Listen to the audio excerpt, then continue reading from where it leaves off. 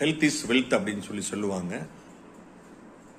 இன்னைக்கு மருத்துவ செலவுகள் பார்த்தீங்கன்னா எங்கே பார்த்தாலும் இது ஒரு பெரிய கார்பரேட் ஹாஸ்பிட்டலில் நிறைய மருத்துவ செலவுகள்லாம் செலவாகுதுன்னு சொல்கிறாங்க. நிறைய கம்ப்ளைண்ட்ஸ்லாம் வந்துட்டுருக்கு.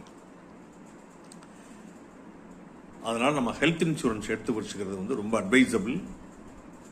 நம்முடைய nature of work, food habits, fertilisers இதெல்லாம் வந்து நிறைய மிக்ஸ் ஆகிறதுனால வந்து என்றைக்காவது ஒரு நாளைக்கு பஸ்ட் ஆயிரும்.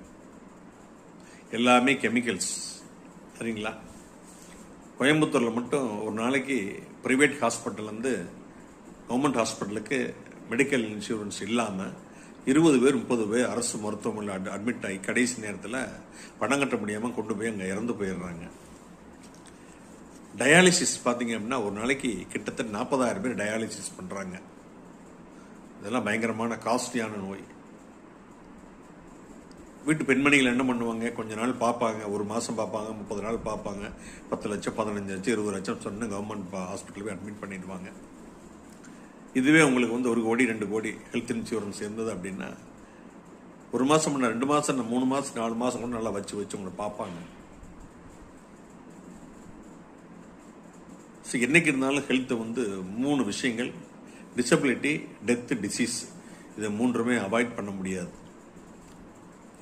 ஹெல்த் இன்சூரன்ஸ் இருக்கவங்க பீரியாடிக்கலாக வெரிஃபை பண்ணிவிட்டு அதை வந்து டாப்அப் பண்ணிக்கோங்க. டாப்அப்லாம் நிறைய செலவுலாம் ஆகாது. ரீசெண்டாக கேலக்ஸி ஹெல்த் இன்சூரன்ஸ் வந்து டிவிஎஸ் குரூப்போடது கிளைமே இல்லைன்னா 55 வயசு வரை உங்களுக்கு ப்ரீமியமே ஏறாது, இன்க்ரீஸ் ஆகாது. 100% கிளைம். நார்மலாக பார்த்தீங்கன்னா ஹாஸ்பிட்டல் போனீங்கன்னா 1 கோடி 1 லட்ச ரூபா செலவு பண்ணால் 70-80 கிடைக்கும். இதில் 100% கிளைம் கொடுக்குறாங்க. பிரிண்டட் ஃபார்மேட்லேயே கொடுக்குறாங்க. 3 வருஷத்துக்கு பிளான் கொடுக்குறாங்க. இப்போ ஏன்னா ஏஜ் மெடிக்ளைமோட ஏஜ் ஸ்லாப் மாறுறப்ப ப்ரீமியம் வந்து இன்க்ரீஸ் ஆகும். 3 வருஷத்துக்கு ஒரேடியாக பாலிசி எடுத்துட்டோம் அப்படின்னா அது இன்க்ரீஸ் ஆகுறதை நம்ம அவாய்ட் பண்ணலாம்.